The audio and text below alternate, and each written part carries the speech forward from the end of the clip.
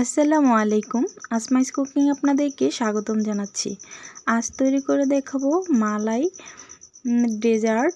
আর এই ডেজার্টটা খুব সহজে কিন্তু তৈরি করে নেওয়া যায়। সামনে আসছে ঈদ, এই ঈদে কিন্তু এটা একদমই মিস করবেন না। শুধু একবার তৈরি করে দেখবেন, সবাই অনেক বেশি পছন্দ করবে। আর তৈরি করতেও কিন্তু বেশি সময় লাগে না, উপকরণও এত বেশি লাগে না। খুবই অল্প উপকরণে অল্প সময়ে কিন্তু এই ডেজার্টটা তৈরি করে নিতে পারবেন। আর খেতে কিন্তু অনেক বেশি মজা হয়। আমি ডেজার্টটা তৈরি করে নেওয়ার জন্য ব্যবহার করছি পাউরুটি। আমি পাউরুটির সাইডে যে ব্রাউন অংশগুলো আছে, ব্রাউন অংশগুলো কেটে ফেলে দিচ্ছি। আপনারা চাইলে ব্রাউন অংশগুলোর সাথে তৈরি করে নিতে পারবেন, তবে দেখতে ভালো লাগে না এই ব্রাউন অংশটা থাকলে, সেই জন্য আমি সমান করে একটু ব্রেড নাইফের সাহায্যে কেটে নিয়েছি।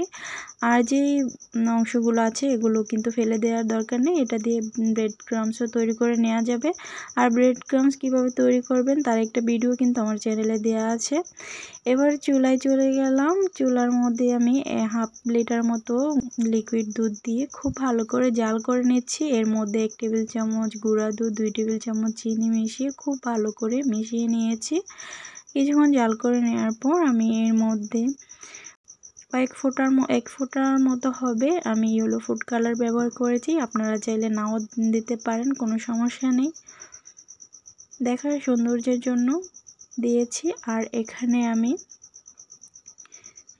একটুখানি নর্মাল পানি দিয়ে তারপর 1 টেবিল চামচের মতো কর্নফ্লাওয়ার মিশিয়ে খুব ভালো করে একটু কর্নফ্লাওয়ারটার সাথে পানিটা মিক্স করে তারপর এই মিশ্রণের সাথে দিয়ে কিছুক্ষণের জন্য জাল করে নিয়েছি। একটুখানি ঘন হলেই নামিয়ে নিয়েছি।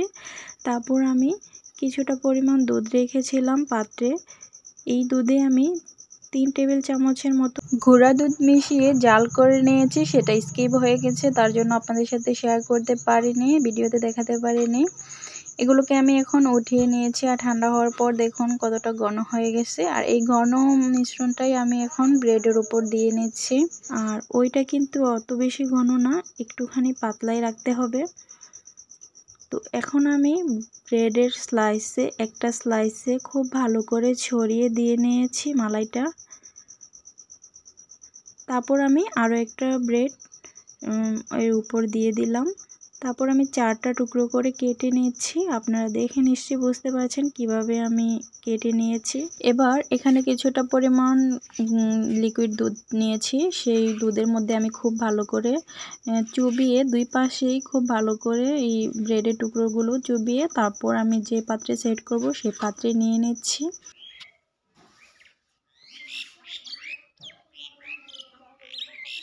একই রকমভাবে সবগুলো পাউরুটি দিয়ে আমি তৈরি করে নিচ্ছি।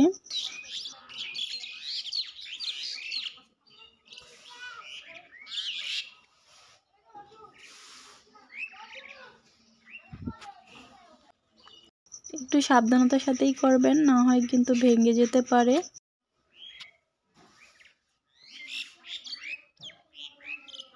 তারপর আমি যে পাতলা মালাইটা রেখেছিলাম সেই মালাইটার উপর খুব ভালো করে সব পাশে দিয়ে নিয়েছি। তারপর আমি কালো কিশমিশ দিয়ে নিয়েছিলাম। কালো কিশমিশটা দিয়ে নেওয়ার পর আমার কাছে কেমন যেন লাগতেছিল, সেই জন্য আমি পরবর্তীতে এটা উঠিয়ে নিয়েছি। আর কাজু আর কাঠবাদাম দিয়ে সাজিয়ে নিলাম। আপনাদের পছন্দ মতো আপনারা সাজিয়ে নিতে পারেন। এটা তৈরি করে নেওয়ার পর আধা ঘন্টার জন্য ফ্রিজে রেখে দিবেন, তাহলে দেখবেন একটুখানি ঠান্ডা হয়ে যাবে। আর ঠান্ডা হলে এটা খেতে আরও অনেক বেশি মজা হয়।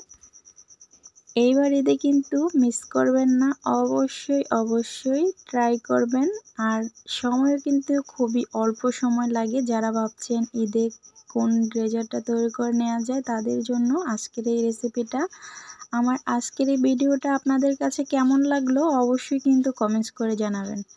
ভালো লাগলে একটা লাইক করে দিবেন। নিয়মিত চ্যানেলের পাশে থাকার জন্য, নতুন সব ভিডিও সবার আগে পাওয়ার জন্য আমার চ্যানেলটাকে সাবস্ক্রাইব করে দিবেন। আর পাশে থাকা বেল আইকনটিতে অল ক্লিক করে দিয়ে রাখবেন।